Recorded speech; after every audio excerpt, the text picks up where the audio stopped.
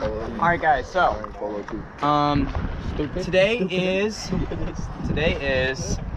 the closest thing that we do to this point of the season to that sort of speed endurance, that glycolytic type running. Okay. This is going to be 200 meters. It's about 200 meters, more like 180. Uphill as fast as you can go, but the uphill prevents it from being super intense. It's what prevents you from developing that acid that we really don't want to be developing at this point for timing purposes of the peak, okay? So as you can see, this is the hill we're working with right here. It's not that steep, but after you've done it a couple times, you'll realize it's there, okay? It's just steep enough to where you don't change your running mechanics, because if you had to go like this trying to get up a hill, that doesn't really help you in a track meet, okay? We want this to be race specific. 6 to 8, depending on how you guys hold up. 6. With a sort of break halfway through. We want to jog all the way through in between, about 3 to 4 minutes in between.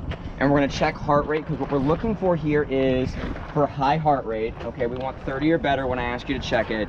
And we're looking for force production and good mechanics. So that little bit of an incline is the best way to help with things like knee drive and arm action. Okay? Any questions on what we are doing here, guys? Then we're going to do a long cool down on the back end. 3. Okay, there is one hole right here, guys. There's one hole right here. Avoid Jackson's shirt. Okay? Alright, Alright, guys. Oh, my bad. Go. I wasn't ready for that. Alright.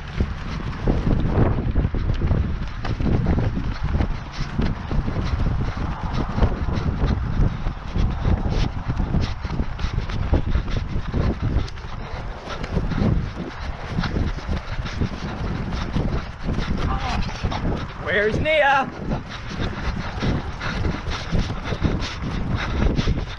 24,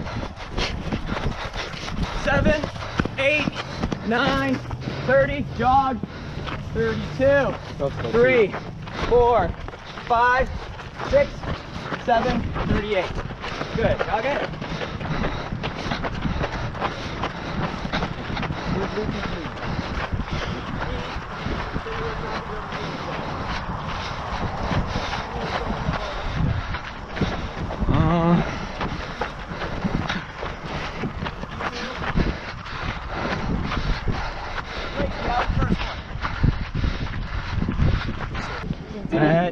Go!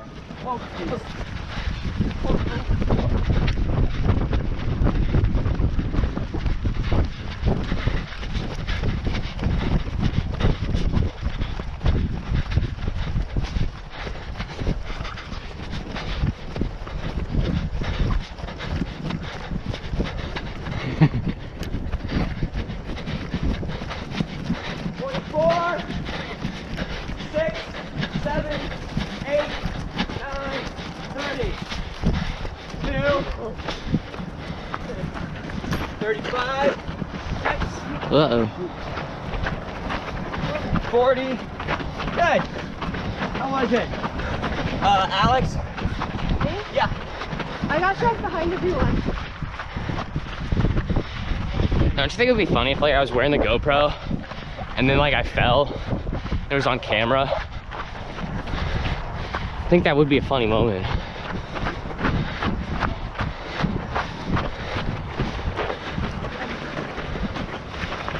All right, guys. Race number 3. And go.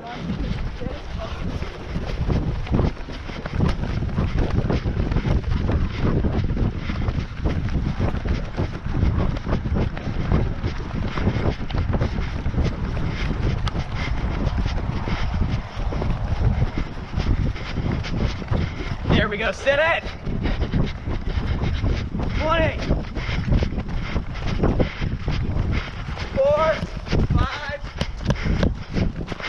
7, 8, 9, 32, 3, 4, 5. Come on, just one. I'll wear it backwards on the next one. Wait, am I supposed to wear it on my head? You can do your little. Okay. Well. All right, guys. Hi. After this one, no wait, this is 4. Not after this one. After 5, we'll check heart rate. Set, go!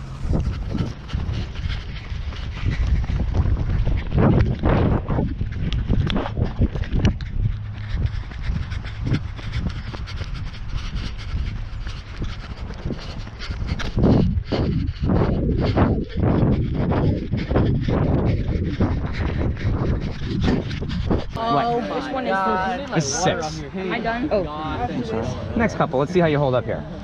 Okay. Lexi, you still good? Alex, you still good? No. Oh my God. Who am I stepping on? Gosh darn. Good. Go.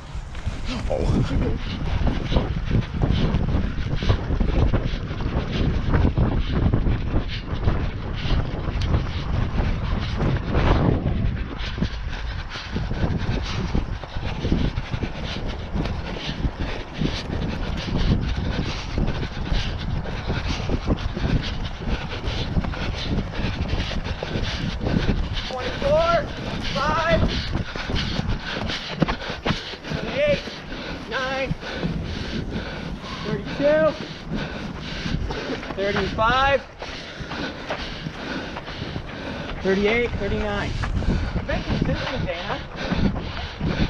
You've been like 38, 40. And go.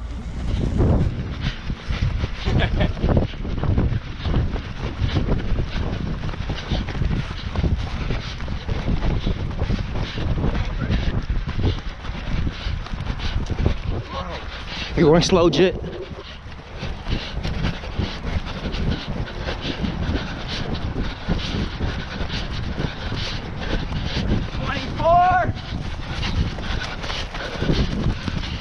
Seven, 8, 9, 30, 1, 34, 37. All right.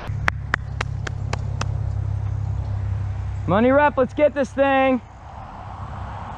Hey, go.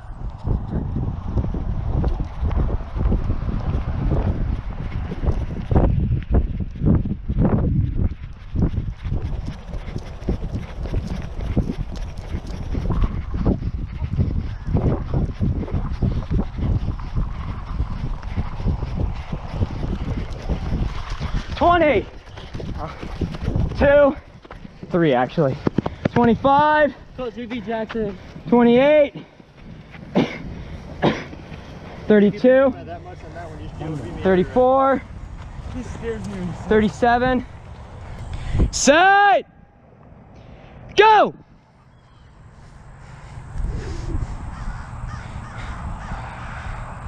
Five, drive, drive, drive, drive, drive, 11, 12, 13, 14, 15, 16. Come on, boys, get there, get there, get there.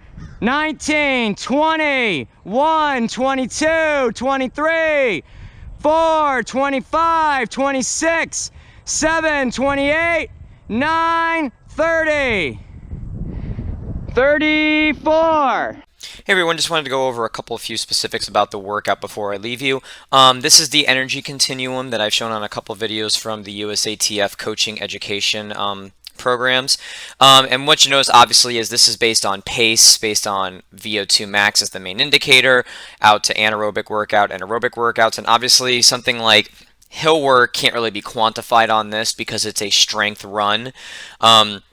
But it is really important for your distance and middle distance runners to get this kind of thing in. As you heard me mention in the video, you don't want to do anaerobic glycolytic or that longer speed system too early because you want to line up the peak of that system with your aerobic peak. The aerobic system takes about 20 to 25 weeks, depending on where the kid is, to peak out, and the anaerobic system only takes about 9 to 11. So you want those things to peak at the same time. If you started everything at the same time, obviously you'd have the anaerobic system peaking in the middle of the season, and then it would be down when the aerobic system is peaking.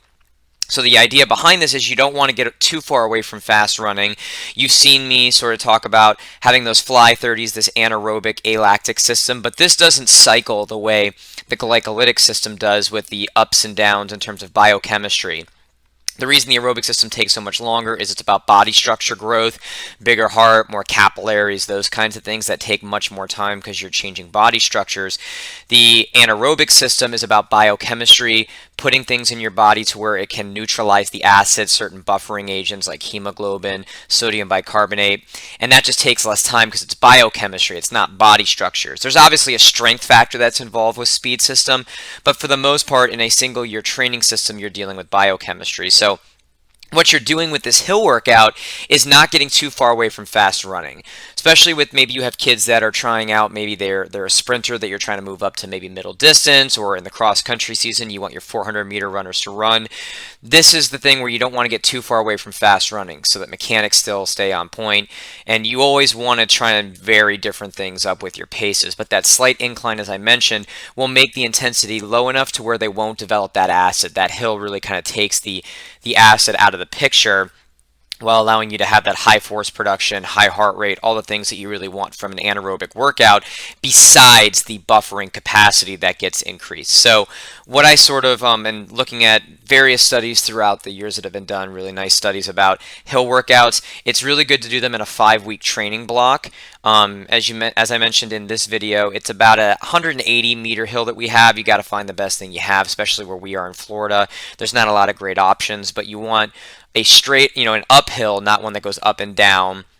You want about 2 to 3%, which is about an off-ramp of a highway, and you want it to be something that is relatively safe. You saw in the video we found a hole and we marked it so that you don't want, obviously, a kid turning an ankle or something on that. So starting off the season with those 200 or so meter hills, 120 to 200 meters, something that takes, between 25 and maybe 45 seconds, depending on where your kids are at that point, and then go away from them for about 2 weeks so they can use that strength and come back for another mesocycle block of hill workouts. In years past, I've done 2 short hills and then gone to long hills, which we'll do later in the season. But looking at a few different things, it looks like it's actually best to go short hill, take 2 weeks off, come back and do more of a medium-sized hill, which I'm still sort of figuring out where that is. I've got sort of an idea where I can do that, but a hill that's maybe 2 minutes, maybe 90 seconds to maybe 3 minutes in terms of the uphill. Again, you don't want that downhill because that's overspeed and that would definitely develop glycogen. And what you just saw in this video is the last of our 5-week block with this. So we'll go away from it for 2 weeks and then we'll come back and do it with a medium type hill for another about 4 to 5 weeks. But we'll still be mixing in that fly 30s throughout, so we're not getting too far away from fast running. So if you like this video, please think about liking or subscribing. If you have any questions, please ask them in the comments down below. And until next time, this has been Coachy TV.